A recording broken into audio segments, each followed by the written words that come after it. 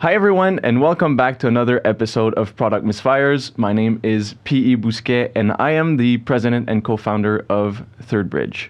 Thirdbridge is a software development agency. We do the best mobile applications you can find. We build products that people truly love to use day in, day out. Today on the show, we have Daniela Santangelo, CEO and co-founder of Freeway, a company that enables the tech community in Arizona. She does amazing work. We also talk about her past experiences in the startup world as a co-founder as well.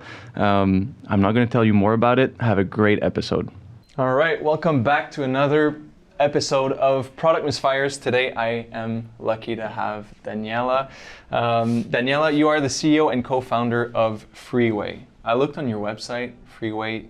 The big slogan was your on-ramp into Phoenix startup ecosystem. Yes. What do you guys do? Tell us a little bit about Freeway. Right off the bat, what do you do? Yeah. And give us the gist of it, and then we'll dive into your background and see. Yeah, 100%. So if you live in Arizona and you're not on the freeway, like what are you actually doing, right? So Freeway is really intended to be this on-ramp to get plugged into the tech ecosystem here, and we're all about access. Right, we're an interior market, so access is a little different for us than it is in the coastal markets. So really, we're focused on, nurturing and growing tech talent, data accessibility, and community vibrancy. Those are really our three main pillars. So okay. Because the thing is, what I hear right now is that the market in Phoenix is not as mature, or maybe not as well structured as the coastal markets, right? Is that fair to say? Yeah, we're a young state, so I think it's like we're exactly where we should be from how long we've existed for. But as entrepreneurs and as people of growth mindset, we always want to be further than where we are. So it's a very interesting time to be in Phoenix. And you are from here? No, I grew up in Connecticut. So this is my second time in Arizona. Because you told me once, the one time we met, you were like, I like to move around every couple of years, right? Yes. So you moved quite a bit. Yes, I was in the moving and relocation industry for 15 years. So it was part of the course for me to be relocating quite a bit. But I went from Connecticut to Arizona in 2004, worked in corporate for 9 years at a relocation management company. And then I co-founded a company in 2016. Had a small stint in downtown Las Vegas during the Tony Hsieh Zappos project, which was really interesting to see revitalization of downtown Las Vegas. And then I was in Sonoma County, the Bay Area, for 6 years, Miami for 2, and then moved back to Phoenix in December of 22. So I tend to be nomadic. That's pretty cool. Yeah, I stayed in the same city for my entire year so far. So it's Montreal, and now I'm here. And it's just great, right? Moving around, it's so refreshing. It's probably one of the things I not that I regret, but I look back and I'm like, wow, it's so empowering to actually move and meet new people, diverse ecosystems, just new ways of thinking. Here, people are happy all the time. It's great. The weather is gorgeous. But you have also a different mindset. I feel like people are a bit, there's a lot of lifestyle into this space. It's not just pure business all the time. There's relationships too in this market that I appreciate a lot. It's not just transactional. Exactly. It's not fake. You're gonna meet real people, and they're gonna be like, let's go for dinner together. Like, let's learn to know each other a bit more. So going back into your background, you said that you've started you co-founded a company back, was it 2016? 2016. Do you want to tell us a bit about that moment with Shyft? Yeah, absolutely. It was Shyft. Yeah, so we were like the kayak for corporate relocation. So thankfully, I was able to bring a lot of my corporate relationships over to my startup. They were able to take a chance with us. And one of our biggest accounts was Amazon. So we were helping Amazonians relocate, many of which were just given, a lump sum of $10,000, and then they're on their own to move. And you've moved before, so you know how terrible of an experience that can be. 100%. Go on Google, find a mover. Chances are they're going to be a rogue mover. They might, hold your stuff hostage, bait and switch, all the things. So we were really trying to improve the consumer experience of that, and you literally just have to scan all the items that you're moving. It was calculated all the weight in cubic feet to a move board. We had over 400 movers in over 60 countries. And as the consumer, you get to choose what kind of option you want, from hybrid to do it yourself to professional. So you didn't have to talk to a mover until the day they show up for your move. So it was a really interesting experience, over those 6 years. 6 years. We started as a SaaS company that was providing more of a digital experience for moving companies. So instead of sending someone out to the home to do the inventory, they adopted our app. Yeah. And literally our MVP back then was screen recording software over FaceTime and Skype. And it was the most revolutionary thing that the industry ever saw. And we sold it for $3.35, just this ambiguous number. But literally I was selling it to, moving companies that have been around for 80, 100 years, who were really stuck in their ways. But I'm so grateful that they were open to innovation. But at that point, your solution must have been so easy, because like you said, sometimes like companies that have been doing a specific job, or their business has been the same for all their lives, innovation are not always well received, right? There's a lot of pushback. How simple was your MVP to make that work, right? That's unbelievable. You're talking about, what I hear is very little friction to adopt a new ways of operating. It was hard, there was definitely a lot of resistance initially in having to overcome their perception that getting inventory from a home was free. It wasn't free, right? They were sending someone out to the home, so we had to quantify the cost of that. And I think that's a common trend in archaic industries, right? Is like, no, this is the way that we're doing it, and it works this way, so we don't need to. But I think we did a great job of showing what the path could be if they adopted the technology, and how that would free up their cost of goods. So one of our biggest accounts was Pickford's out of the UK. Okay. And we went international actually within 6 months of launching, because we realized, okay, this is like a global issue of just grabbing the inventory. And they were able to consolidate about 6 sales offices into one, because they turned into like a video survey call center, if you will. Unbelievable. Yeah, but that wasn't a defensible product. So we had a lot of entrants coming in. This was like right before we knew we can do everything on video. So we had a lot of entrants and copycats coming in. We're like, shoot, what are we gonna do? We were able to raise our Series A on kind of the scalable aspect of being that like product. Were you the first mover? We were, yep. Yeah. We absolutely pioneered that technology, and that, again, that improved customer experience of capturing inventory.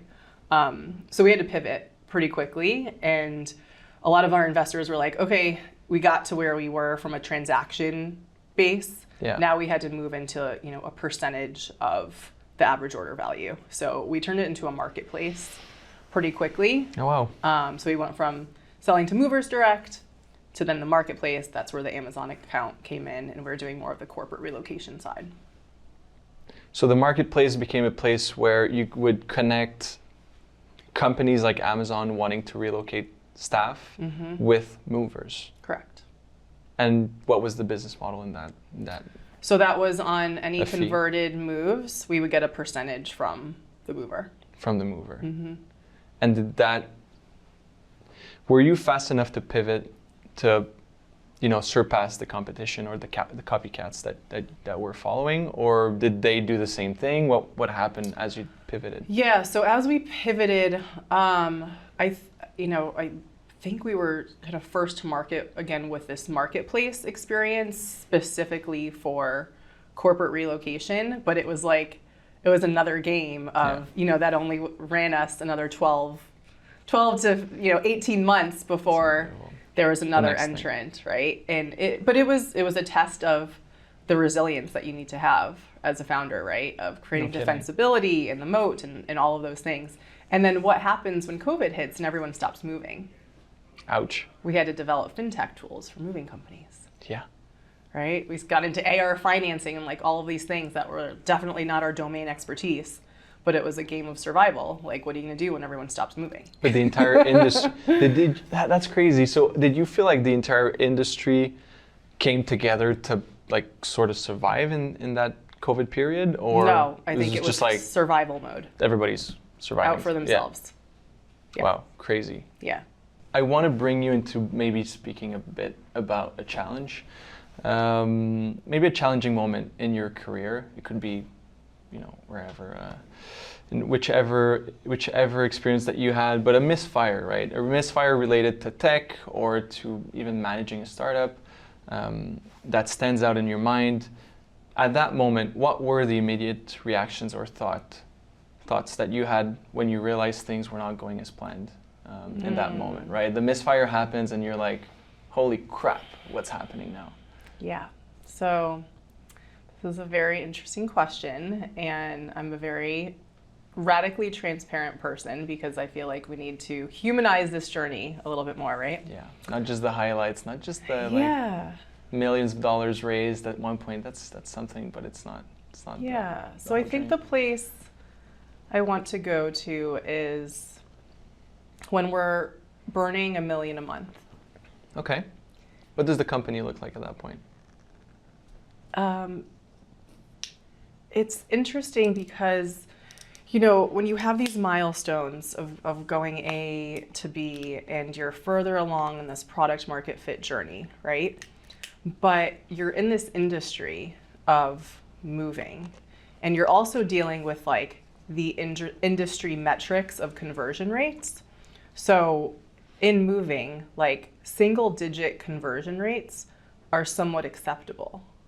And I was getting to this place where I'm like, we're hiring these people. We have a mechanical Turk basically in Eastern Europe of people like watching videos and cubing the weight in cubic feet.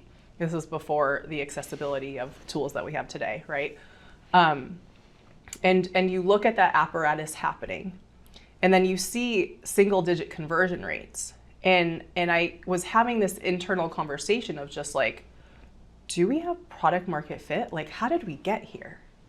You know what I mean? So it's quite interesting when you look at the capital efficiency game, and I think that might be my biggest learning. I mean, there was a tremendous amount of learnings and more costly learnings that I personally would have wanted. But I don't know what's more important than capital efficiency when it comes to, okay, you're going, out to your B, the $1 million a month burn, but how does that equate to how many customers you're actually convert into your product?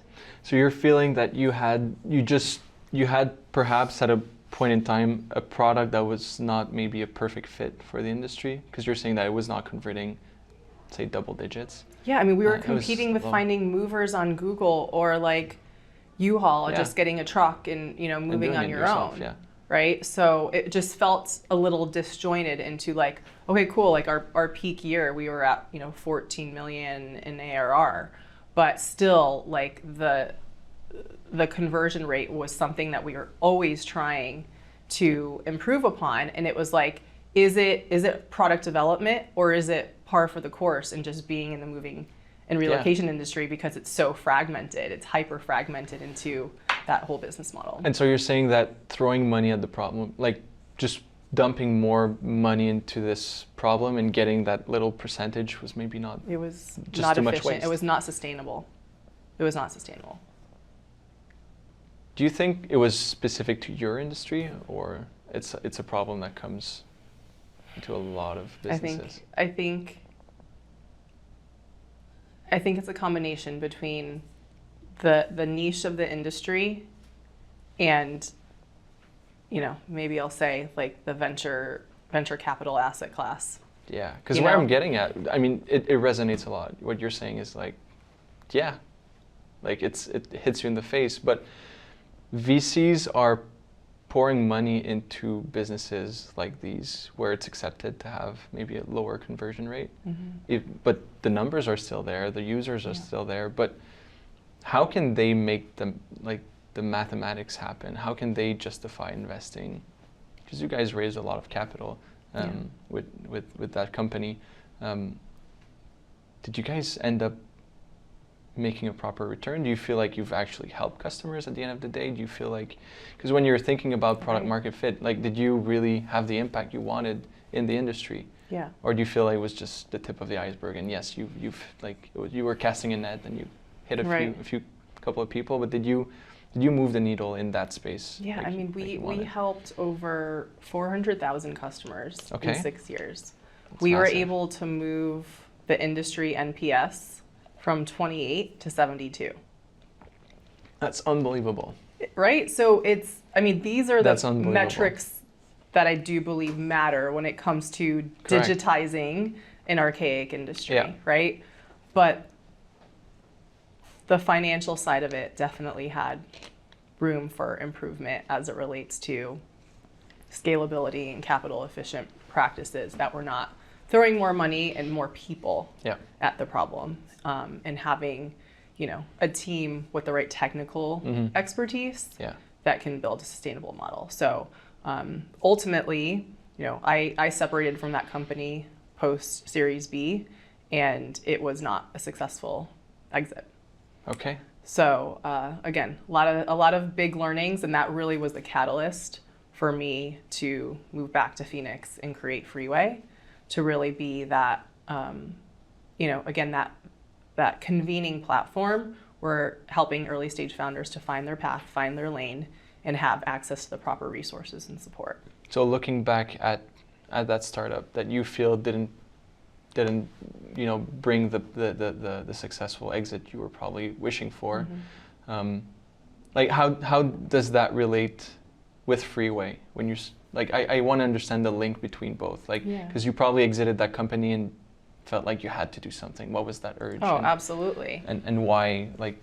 What did you see in your experience that you had to change? Yeah, so when I moved back to Phoenix in 2022, I met as many people as I possibly could here. And I had to do a lot of soul searching of just whoa, I've gone through this pretty big experience. What is my highest and best use for being in this market? Let me really understand what's happening here and how I can be of service. So it became very obvious to me, it was a bit of an echo chamber with what I was hearing from founders of just there's no capital in Arizona, and there's no that a lot, right? And all these things. A lot has changed in the last 2 years. But what became evident to me during those early days was we were missing that independent, community-led, founder-led entity that can help to bridge those assets. Okay. And I've deeply studied Brad Feld in startup communities, so it's kind of like my Bible for community building. And I feel like that was the missing aspect. In a healthy entrepreneurial community, you have a lot of founder-led initiatives, and we do, and it's amazing. But we needed something that helped to aggregate, a lot of the activity. So we're aggregating, events and investment activity and tech jobs, and a lot of those things, so that we can really kind of centralize some, from a tech standpoint. If you're a tech founder, this is the place to go, is the Freeway dashboard. Do you want to tell us a little bit about the Freeway dashboard? Maybe we could keep going on that route. Yeah, absolutely. So the Freeway dashboard was really an opportunity that came from the Miami ecosystem. So I believe in the cross collaboration and how we can have innovation bridges within different cities. And great friends in Miami from the Refresh Miami team, and they have a dashboard there. And it was, when I moved to Miami, it was really a great resource for me, kind of understanding the lay of the land. So I wanted to bring that to Phoenix. So we have a great software partner that is helping to provide a lot of that data. It's AI, machine learning is really what's powering it, so that we have real-time insight into what's happening in this ecosystem. So from new startups coming into the market, new investors, investment activity, we're going to be aggregating grant opportunities here in the near term as well, tech jobs. So a lot of that information is there. There's even a matching tool, so you can say, hey, I'm a startup looking to raise $1 million. Who are the aligned investors? Okay. Yeah, and even that search is actually on their global database instead of just local. So it's a pretty powerful tool, and I'm hearing a lot of great success stories from the community around I'm using this for lead gen, for customers or for VCs, etc. So it's been a really great resource, and I think we needed the digital infrastructure as kind of a foundational layer. Yeah. And then we're gonna do some more fun stuff next year, but that was our biggest milestone for 2024. But because I'm trying to understand, what was when you went to Miami and you saw a similar dashboard? Yeah. what did it do for you at that moment? Was it really to raise money? Was it to It was connect more with so other- to understand who the is in the ecosystem? community and the ecosystem. Gotcha. Yeah. Yeah. Of who's here, what Yeah. are people building, what companies are getting funding, what investors are active. All that stuff was really compelling. And then they're new. I mean, Refresh Miami is amazing as far as like the pulse of the ecosystem. So the news aspect, Yeah. I mean, they put out 3 to 5 stories per week on a lot of the activity.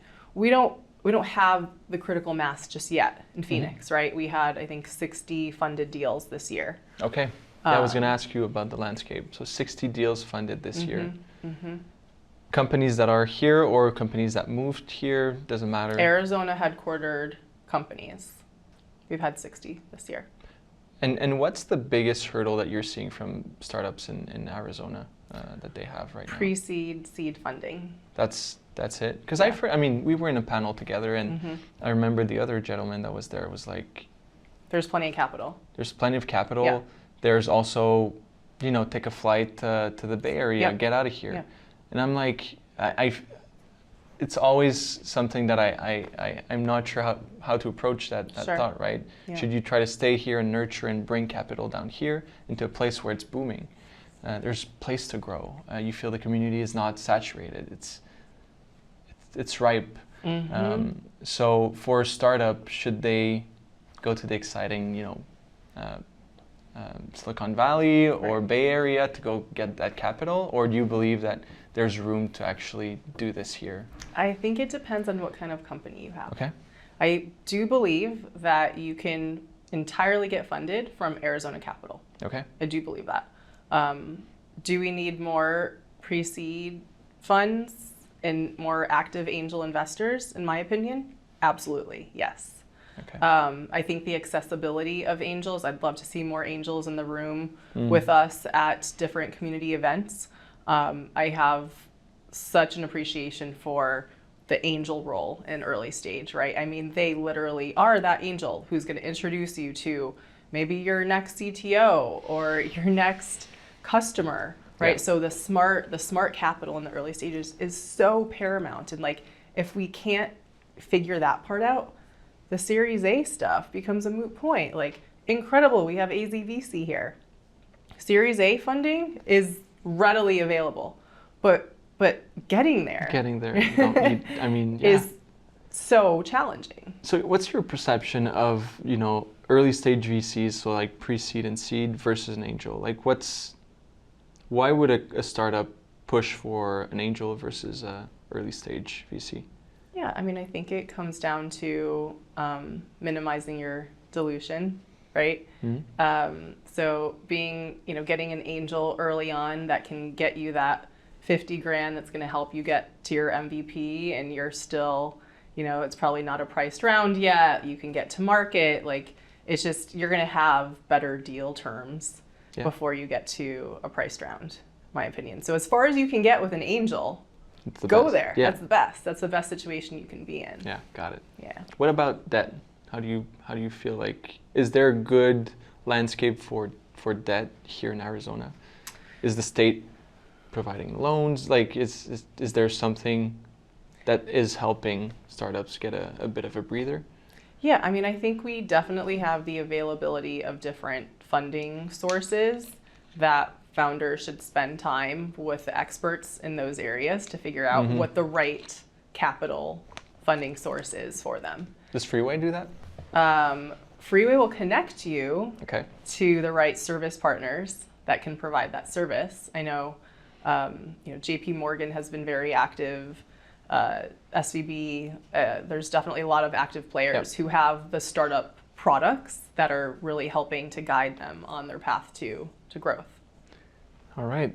And in your day-to-day, are you exposed to startups? Are you more exposed to VCs? Who do you talk to on a day-to-day basis at Freeway? It's a variety. Okay. It's a variety. So it's a mix of both. And I'm really intentional with who I'm spending time with, because it's super important to understand where the gaps are and the pain points.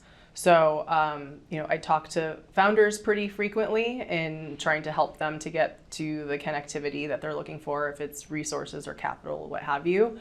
And then investors and deal flow, right? And I think there's definitely an opportunity on both sides of like founder and investor readiness. Yeah.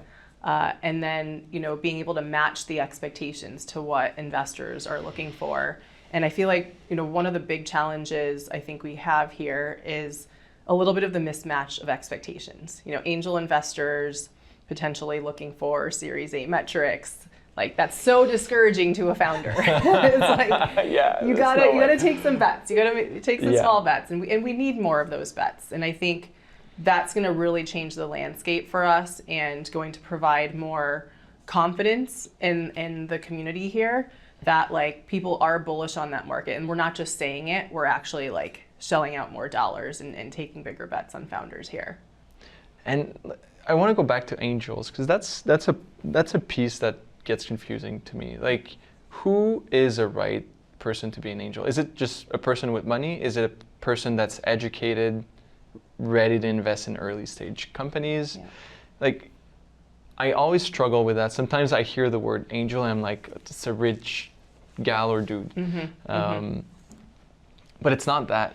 It's not just someone with money. It's someone that's really willing to take a bet, that understands the market, maybe a specific industry of a startup, and is willing to be like, I have a leverage on that company. I can connect that person to that company, and it may increase the odds of succeeding.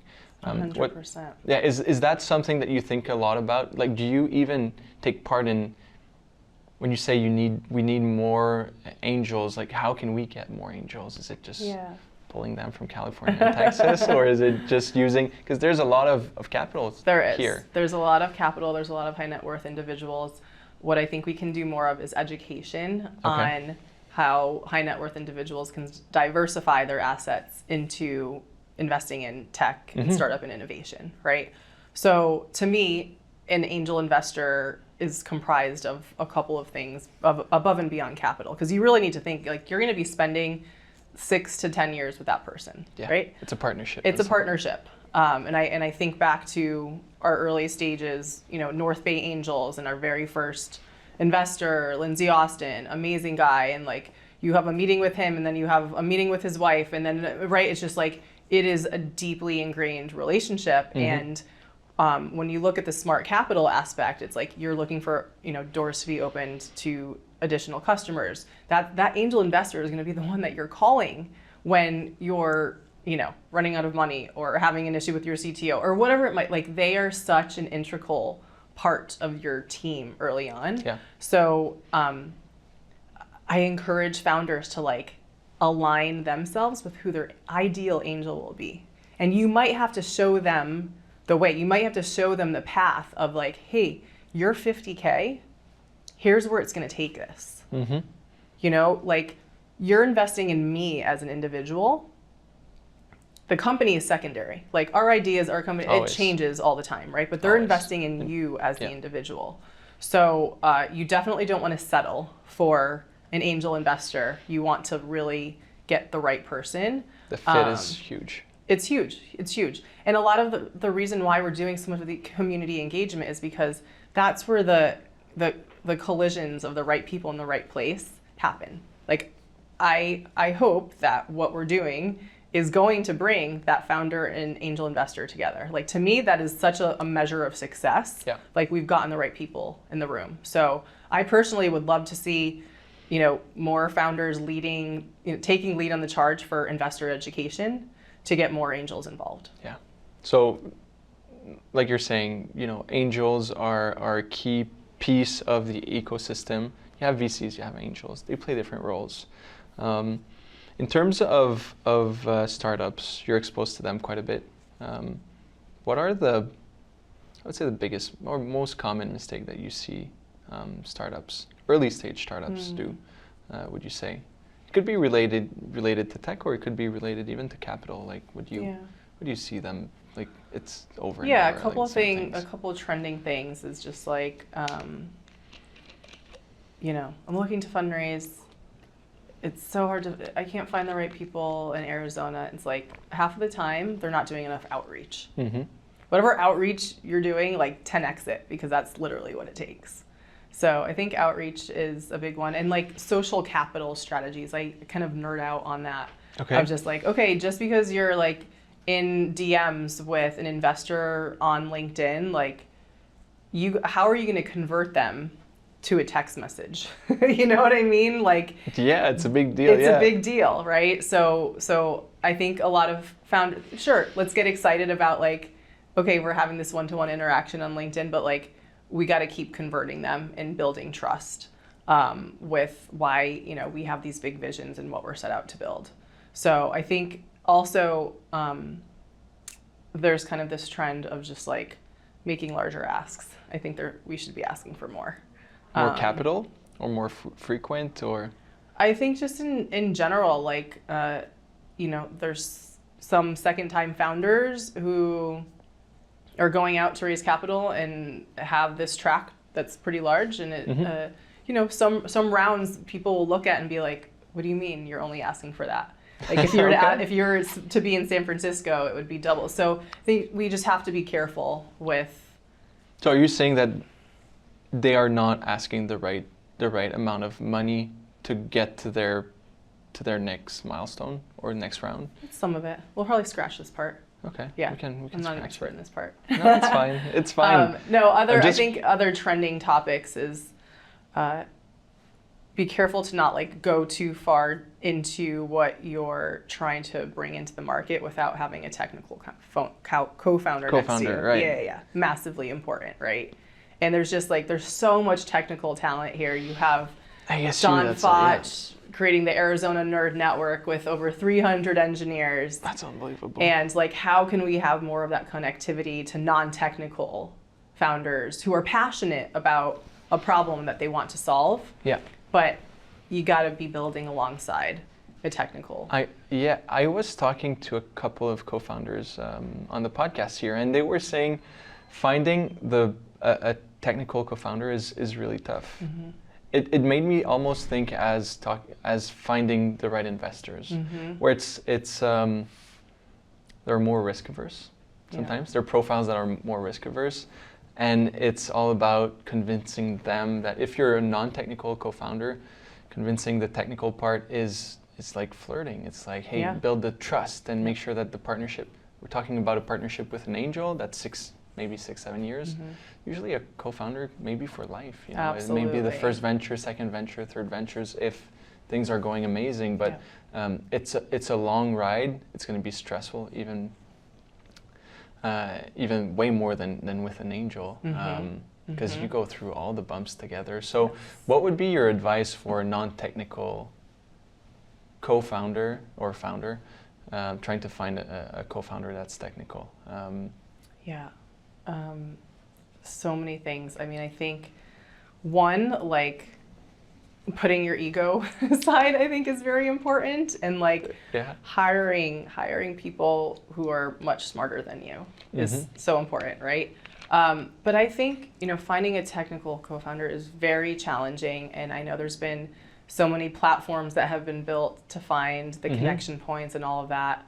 A lot of, you know, CTOs that we had been introduced to were through angel investors in our early days. So, you know, I think aligning yourself with the right people who have access points into technical talent pools is really important. I also think like we should have our innovation bridge be a little bit stronger to California when, you know, if for some reason we can't find them here, like how can we import that talent?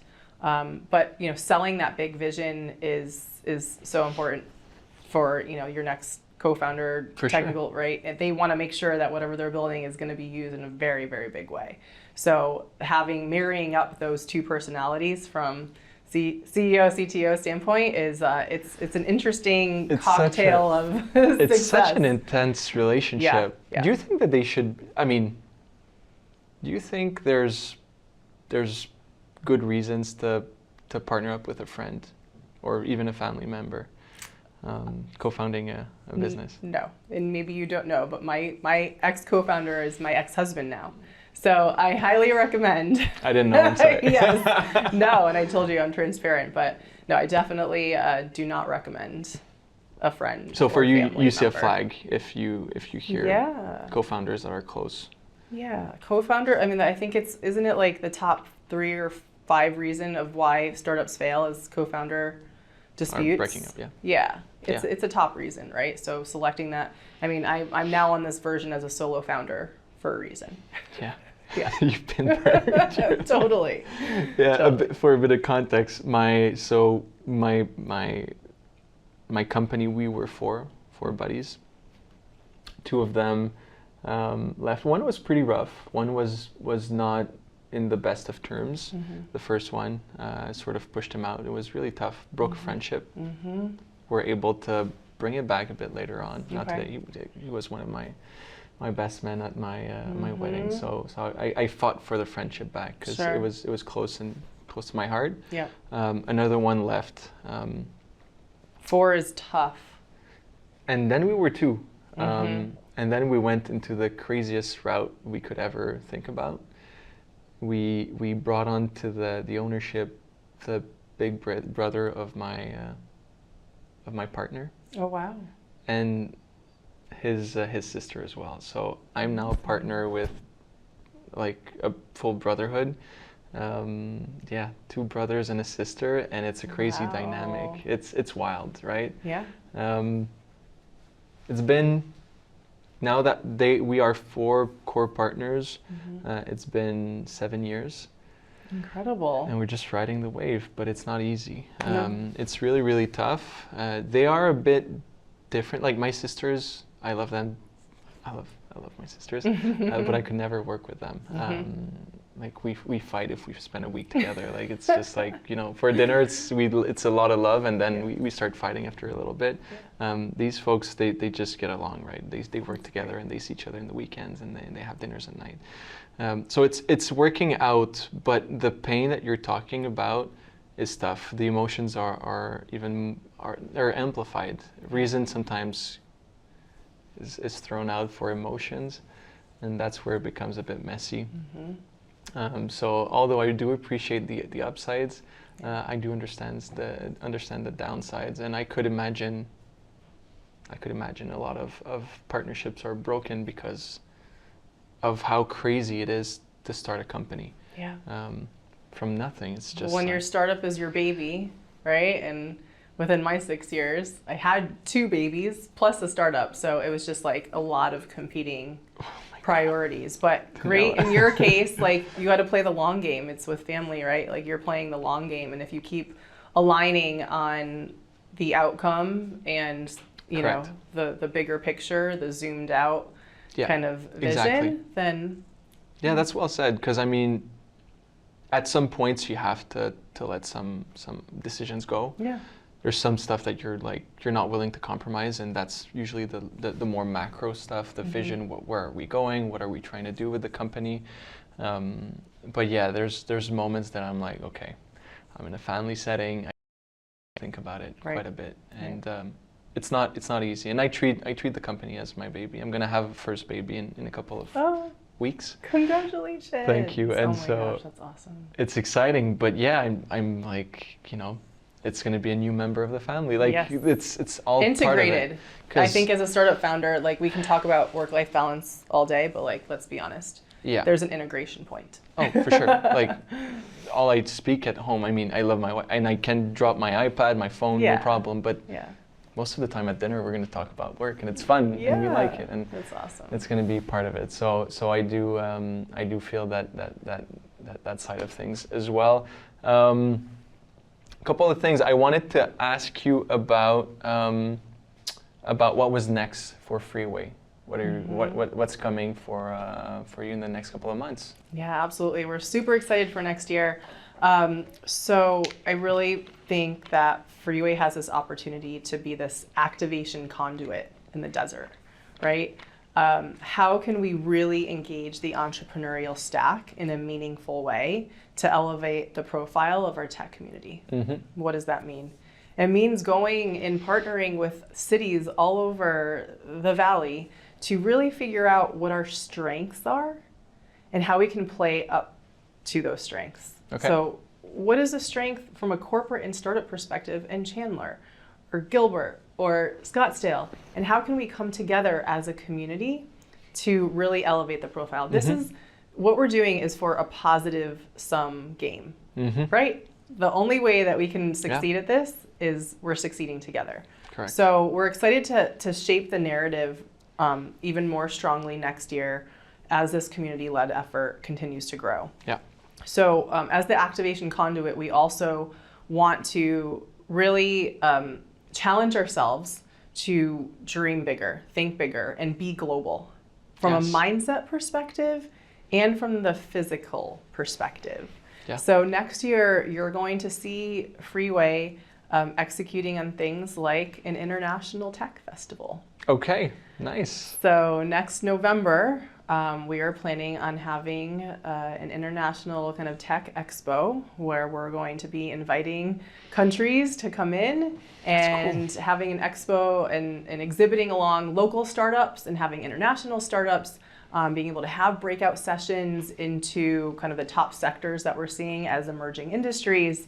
So yeah, I think it's going to be a really fun year. We might even do some digital nomading together in the summer. So there'll be a lot of announcements coming next year. But yeah, we really want to engage the community in a meaningful way, and like this is an inclusive excited about place. it. Yes, yes. And with more excitement, more people talking about it, hopefully these angels will start appearing Exactly. with their wings and starting to take bets on amazing startups that There's are from so here. many incredible, talented startups here. So Correct. it's a great time to come in as a founder or a funder. All right, Daniela, where can we follow you? Is it through Freeway, LinkedIn? Yeah, LinkedIn, and then freewayphx.com. Awesome. Daniela, thank you so much for coming. It was great. It was a great Thank you. conversation. Really Awesome. appreciate it. Thank you.